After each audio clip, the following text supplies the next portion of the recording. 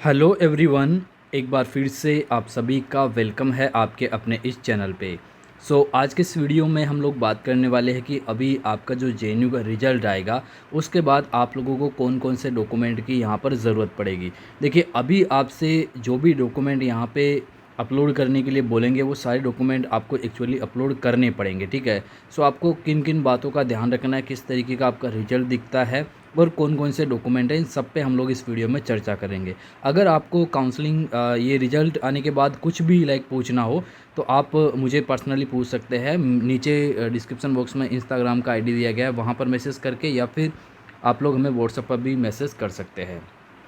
देखिए, आपका जब रिज़ल्ट आएगा तो कुछ इस तरीके का इंटरफेस आपके सामने शो करेगा। अगर आपका सिलेक्शन होगा तो यहाँ लिखा रहेगा सिलेक्टेड, जैसे जैसे कि यहाँ पर आप देख सकते हैं। मैं आपको एक लास्ट ईयर का रिज़ल्ट शो करके बताने का प्रयास कर रहा हूँ, जहाँ लिखा हुआ है सिलेक्टेड। इस स्टूडेंट का यहाँ पे सिलेक्शन हो गया है। यहाँ पे देखिए, इसको 10 डेप्रीवेशन पॉइंट मिले थे और इसका CUET का जो स्कोर कार्ड था उसके अकॉर्डिंग इसके 58.66 यहाँ पे बन रहे थे, लेकिन जब इसका 10 यहाँ पर ऐड हो गया तो 68.66 यहाँ पर हो गया।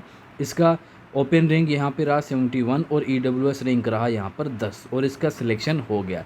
ये एक इकोनॉमिक्स का स्टूडेंट है जिसका मैं आपको रिजल्ट बता रहा हूँ।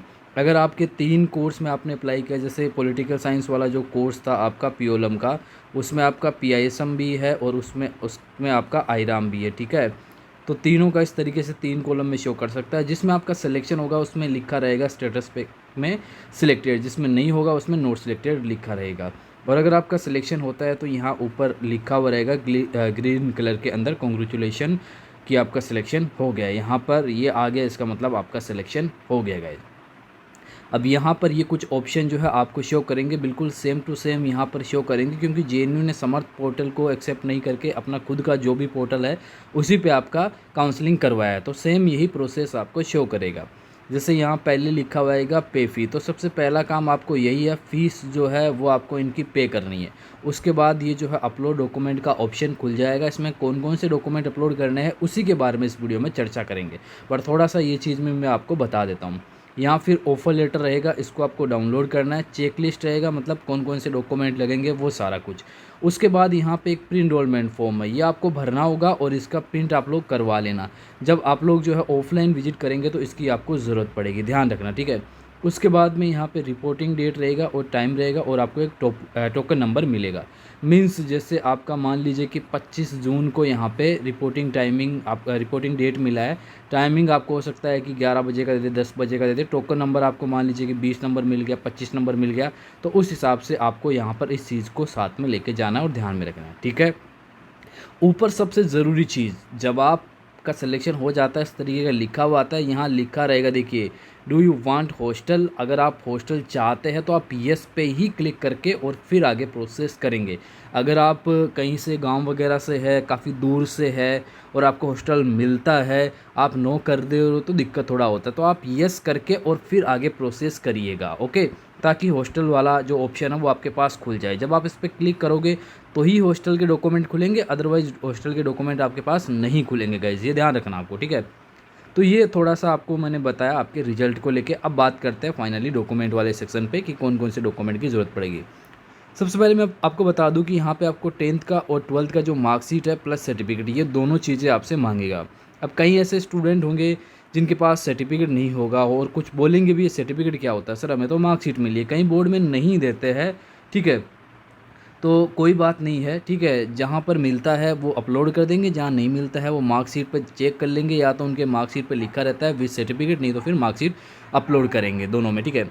उसके बाद यहाँ पर यूजी का पूछेगा आपसे, चाहे आपने बीए किया है, बीएससी बीकॉम जो भी आपने किया, उसका मार्कशीट या फिर डिग्री सर्टिफिकेट। डिग्री सर्टिफिकेट आपके पास नहीं आया होगा तो आपके पास मार्कशीट है, तो आप मार्कशीट से काम चलाइएगा।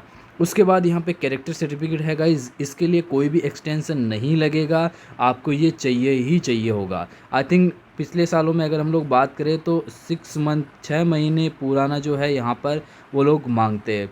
जैसे आपने यूजी किया है, बीएचयू से किया है, तो आप बीएचयू से ये अपना मंगा लीजिए। ड्यू से किया है, ड्यू से मंगा लीजिए। और कौन सी यूनिवर्सिटी से किया वहाँ से मंगा लीजिए। अगर आप प्राइवेट किए हैं तो आप इसको बना लीजिए, ठीक है। ये कोई भी अथॉरिटी आपको बना के दे सकती है, उनके सिग्नेचर वगैरह होंगे, या फिर आपको हो सकता है फॉर्मेट मिल जाए, उस फॉर्मेट के थ्रू जो है आप इसको बना सकते हैं। हालांकि हम आपकी पूरी हेल्प करेंगे। जैसे आपका रिज़ल्ट यहाँ पर आ जाता है उसके बाद आप हमारे व्हाट्सएप ग्रुप में ऐड हो सकते हैं, वहाँ पर सारे बच्चों का हेल्प किया जाएगा। हर साल हम लोग करते हैं और इस साल भी हमारा ये सीन रहेगा कि आप ग्रुप ज्वाइन कर सकते हैं। अगर एक्चुअल में आपका सिलेक्शन हुआ है तो वहाँ पर जो भी फॉर्मेट होंगे जिस भी सर्टिफिकेट के लिए वो आपको पहुँचा दिए जाएंगे, आप उसको रेडी करके फिर अपलोड कर सकते हैं। उसके बाद यहाँ पर माइग्रेशन है, तो माइग्रेशन अगर आपके पास नहीं है कोई दिक्कत नहीं है, इसके लिए अभी भी एक्सटेंशन आपका लग जाएगा। ठीक है, वहाँ जेएनयू के वेबसाइट पे रहेगा। देखिए यहाँ पे जब आपका रिजल्ट आएगा तो यहाँ पे देखिए लिखा रहेगा, यहाँ पे देखिए एक्सटेंशन फॉर्म रहेगा, इसी को आपको डाउनलोड करना रहेगा। मेडिकल फिटनेस सर्टिफिकेट ये चाहिए होता है, ये भी आपको बनवा लेना है। ठीक है, और माइग्रेशन अंडरटेकिंग तो ये आपको मिल जाएगा। घबराने की बिल्कुल भी ज़रूरत नहीं है, आपको पैनिक क्रिएट मत करना, ये चीज़ वो चीज़ कोई क्या बताएगा। ठीक है, हम लोग आपको काफ़ी सालों से ये चीज़ें क्लियर कर रहे हैं, गाइड कर रहे हैं, तो इस साल भी आपको पूरा हेल्प किया जाएगा। आप ग्रुप को जो ज़रूर ज्वाइन करिएगा जैसे आपका सिलेक्शन होता है। तो माइग्रेशन का मैंने क्लियर कर दिया, कैरेक्टर सर्टिफिकेट का मैंने क्लियर कर दिया।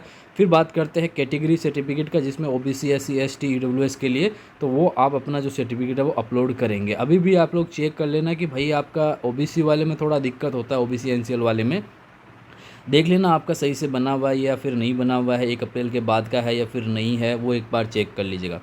एक जो है यहाँ पर एंटी रैगिंग जो सर्टिफिकेट है वो मांगेगा, एक तो आपका या एक जो है पेरेंट्स दोनों का मांगेगा। लास्ट ईयर जैसे इन्होंने यूजीसी का एक डायरेक्ट लिंक दिया था, वहाँ पे आपको फॉर्म भर के और वो जो है आपको यहाँ पर एंटी रैगिंग अपलोड करना होता है। ठीक है, और पिछली साल की बात करें तो आपको वकील वगैरह के पास जाके ये सब कुछ नोटरी वगैरह करवाना पड़ता था, लेकिन लास्ट ईयर इसको ऐसा कर दिया कि यूजीसी की जो वेबसाइट है वहाँ पर सीधा डायरेक्ट जो लिंक है वो दे दिया, उस पर जाओ, नॉर्मल डिटेल मांग रहा है वो फिल करो और अपना फॉर्म जनरेट कर लो। ठीक है, उसके बाद यहाँ पे है, हालांकि उस पर भी सिग्नेचर तो करवाने पड़ेंगे आपको। उसके बाद जो है CUET पीजी का जो आपका स्कोर कार्ड है वो अपलोड करना है। ठीक है, तो बस यही डॉक्यूमेंट आपको अपलोड करने हैं। जब आपका यहाँ पे सिलेक्शन हो जाएगा तो आप देख लेना, लिस्ट में आपको यही डॉक्यूमेंट देखने को मिलेंगे। मैंने ना तो एक ही डॉक्यूमेंट कम बताया और ना ही मैंने एक ही डॉक्यूमेंट एक्स्ट्रा बताया। ठीक है, जो कंपलसरी डॉक्यूमेंट है वो मैंने सारे हाईलाइट करके यहाँ पर आपको बता दिए, इनके अलावा आपसे कुछ भी नहीं मांगेंगे। ठीक है,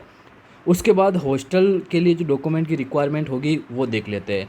आपको यहाँ पर ये 4 जो मैंने डॉक्यूमेंट हाईलाइट किए, इनमें से 2 आपके पास होने चाहिए। 2 या तो आप पासपोर्ट अपलोड कर सकते हैं, वोटर आईडी है वो कर दीजिए, आधार है वो कर सकते हैं, डोमिसाइल है वो कर सकते हैं।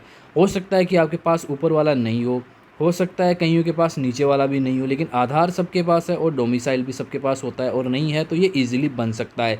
इन सब में बनाने में आपको काफ़ी टाइम लग सकता है, बट इन दोनों का प्रोसेस ईजी है। आधार तो सबके पास सही और डोमिसाइल का प्रोसेस ईजी है, तो आप इसको बना सकते हैं और ये 2 ही आपको अपलोड करने हैं। ठीक है, इनकी वजह से आपके एडमिशन पे कोई भी प्रभाव नहीं पड़ेगा। ये हॉस्टल के लिए, जब हॉस्टल आपको मिलता है तब इनकी ज़रूरत पड़ती है। हालांकि अपलोड तो अभी करना है, लेकिन जब आप ऑफलाइन जाएंगे तब भी आपको इनकी ज़रूरत पड़ेगी। उसके बाद यहाँ मैंने नीचे और कुछ और हाईलाइट किए हैं 4 डॉक्यूमेंट, जिनमें से केवल आपको एक करना है। या तो आप वाटर बिल कर सकते हैं, हाउस टैक्स रिसिप्ट कर सकते हैं, पेइंग गेस्ट रिसिप्ट कर सकते हैं, मतलब आप कहीं रहते हैं तो उसका रिसिप्ट कर सकते हैं, और इलेक्ट्रिसिटी जो बिल है, बिजली का बिल है, वो आप कर सकते हैं। कोई एक आपको यहाँ पर करना है, तो मुझे नहीं लगता कि इसमें किसी को कोई दिक्कत यहाँ पर होगी गाइस। ओके, तो ये कुछ डॉक्यूमेंट थे जो कि आपको अभी अपलोड करने हैं। आज आपका रिजल्ट आना है, जो टेंटेटिव डेट है वो 10 जून का ही है। मैंने आपको कल ही वीडियो के थ्रू इन्फॉर्म किया था और अभी एक बार फिर से बता रहा हूँ, क्योंकि हम लोग चाहते हैं, हमारा टारगेट ये होता है कि कोई भी स्टूडेंट ना छूटे, हर एक स्टूडेंट के पास इन्फॉर्मेशन पहुंच जाए। इसलिए कई बार हमें रिपीट भी करना पड़ता है, जैसे मैंने उस वीडियो में भी बताया था और ये चीज़ यहाँ पर भी रिपीट कर रहा हूँ। हो सकता है कि उस वीडियो को किसी ने नहीं देखा हो, लेकिन इस वीडियो को अगर वो देख रहा है तो उसको ये चीज़ क्लियर हो जानी चाहिए गाइस। ओके, सो होपफुली आपका सिलेक्शन हो, मैं उम्मीद यही करके चल रहा हूँ। हर साल हमारे यहाँ से भी काफ़ी जो स्टूडेंट है वो अपना सिलेक्शन कराते हैं, क्योंकि अच्छी मेहनत करते हैं, जाहिर सी बात है, और उनका सिलेक्शन होता है। और अगर आपने अच्छी मेहनत करी है इस साल तो आपको जेएनयू जैसी टॉप यूनिवर्सिटी में आराम से जो है वो एडमिशन मिल जाना चाहिए। और देखते हैं अभी जैसे रिजल्ट आता है, आप थोड़ा आज एक्टिव रहिएगा, बाकी हम आपको वीडियो के थ्रू ज़रूर इन्फॉर्म करेंगे गाइस। ओके, सो इस वीडियो में इतना ही। वीडियो देखने के लिए आप सभी का शुक्रिया।